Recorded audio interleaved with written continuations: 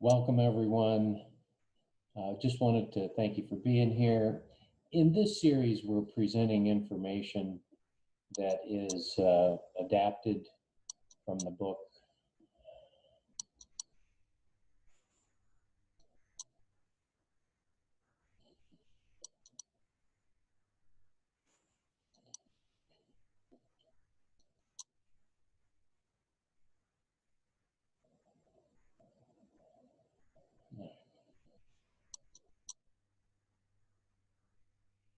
Welcome, everyone, and thank you for joining me. In this series, we're presenting information adapted from the book So Happy and Grateful by Antonio T. Smith, Jr. Happiness. Geniuses are fools for hundreds and hundreds, maybe even thousands of years. People have studied depression and psychological illnesses. Both of these subjects are something I've studied for decades myself, but I've also studied the field of happiness. During the 1980s, anyone telling you they actively studied happiness was laughed at, scoffed at, rightfully so, I suppose. Uh, People have been taught to fear happiness. Happiness is for rich people, and rich people are evil people. Therefore, if you want to be normal, don't be happy.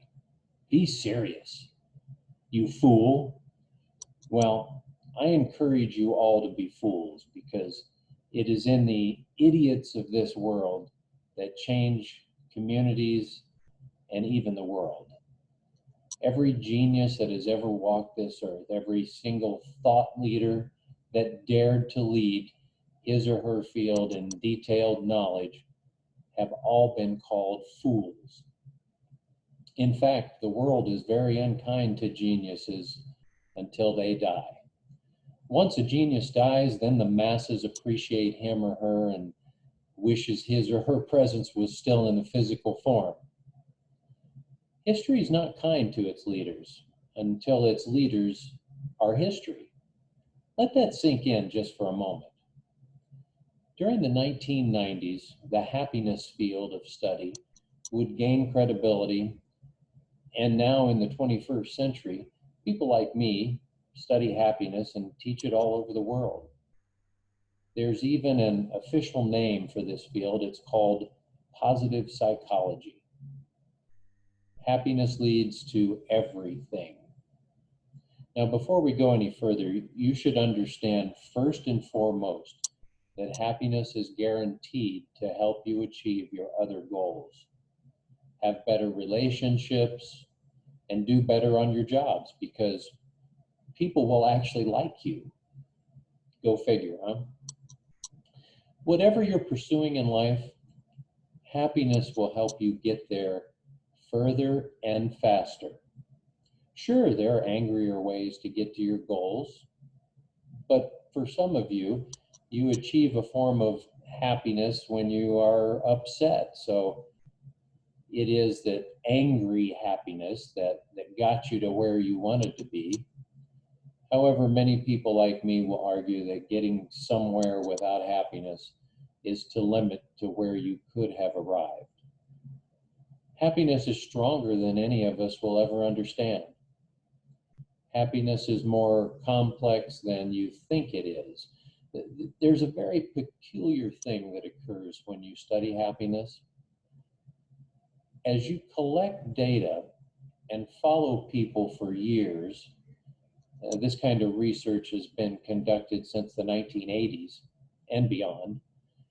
As for me, I've been collecting data on people's happiness since I was a teenager. Weird, I know, but I didn't grow up like a normal child. I didn't play with toys um, the way others did. And I only ever watched two, three cartoons in my life. You discover that more things and more money don't translate into more happiness. Money makes you happy. Don't let anyone tell you differently. The money will make you happy, exceedingly happy, but to a certain point. Let me explain. If you're homeless living under a bridge in cold weather with chapped lips, eating rotten food out of a trash can, while keeping yourself warm by insulating your clothes with old newspapers, and someone were to come up to you and give you $10,000, your happiness level would skyrocket. Think about this for a moment. A mere $10,000 would make you feel equally as happy as receiving $1 million. In this scenario, because your basic needs were met and then exceeded, and your security level changed drastically.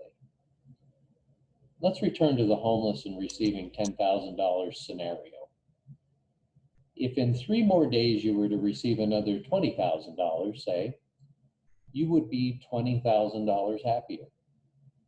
However, if you were a millionaire, earning that $10,000 would not have the same effect on you than the homeless person. In other words, the millionaire would not become $10,000 happier.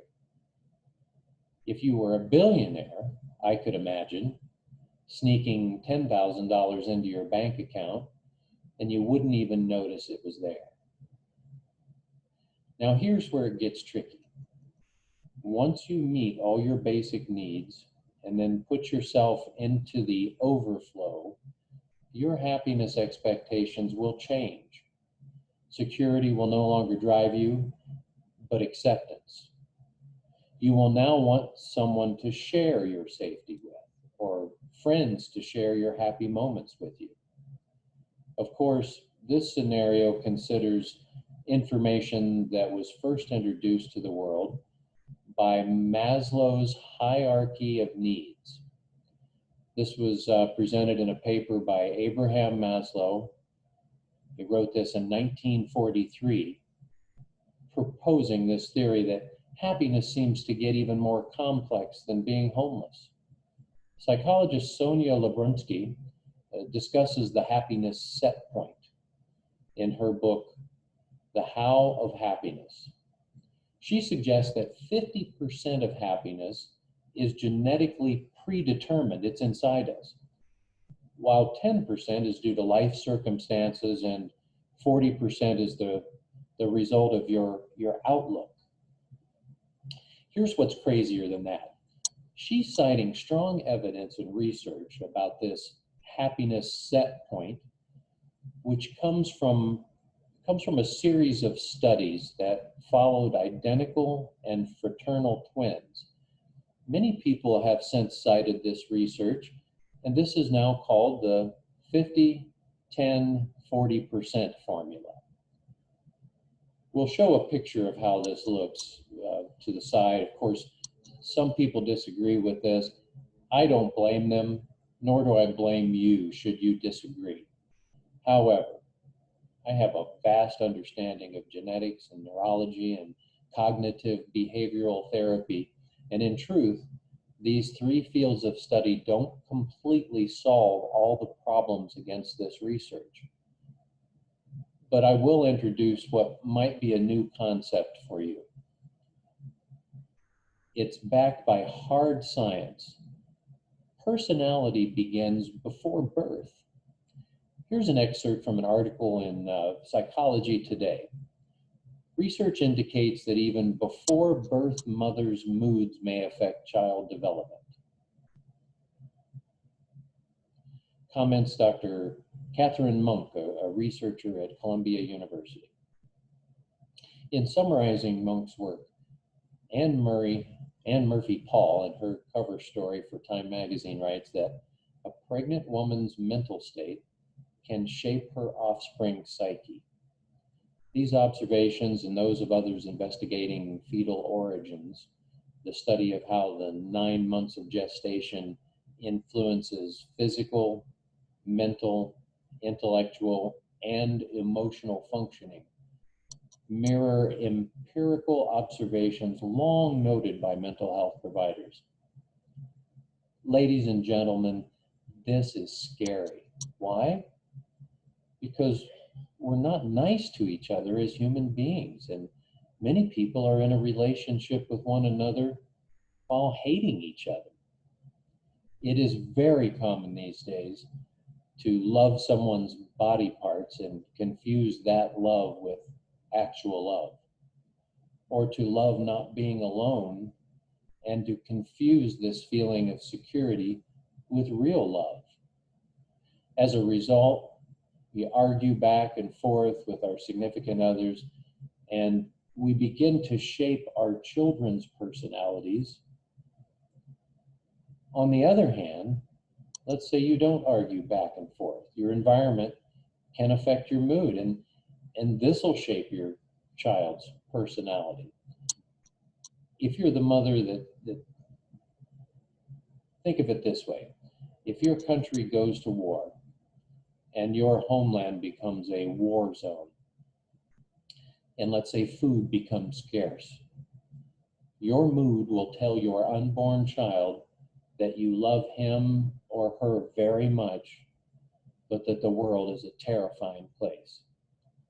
Consequently, your child will be more prone to having a personality that displaces fear and a body that has a slower metabolism, because the child has been taught from the womb that food is a scarcity. So the body slows down the metabolism of the child to increase chances of survival, simply. Although this seems like a hypothetical situation, this happened with many children born during the Great Depression of America. We, as parents and future parents, have a responsibility to master our happiness, to pass that part of our DNA down to our children. Something to think about as we move forward.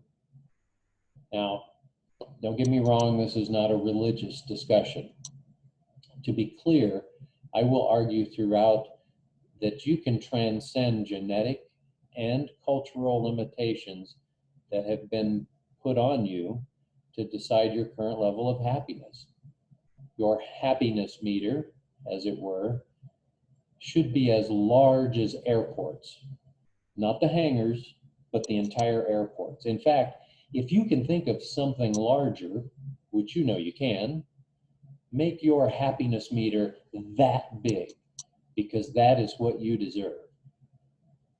Those things that people tell you to focus on won't necessarily make you happier, but your intended behavior always will. You deserve to be happy, and there's a universal way to achieve your happiness. In truth, we're happy when you're born as a baby, and we made you sour or neutral or whatever. I have full confidence that this can and will change your outlook on happiness. Now, if you are religious, this may help you find peace as you grow in awareness. If you are not religious, this information will help you find peace as you grow in the knowledge. This pertains to religious bias. You know, it's been presented for all people of all planets. Planets? Well, I just wanted to see if you were paying attention still. Although life on other planets seems scientifically possible as we understand science today, this information does not reject anyone's religion, but adds to it. You are not meant to replace your religion with these laws if you are religious, but understand that your religion has already encompassed these laws. You may have just missed them.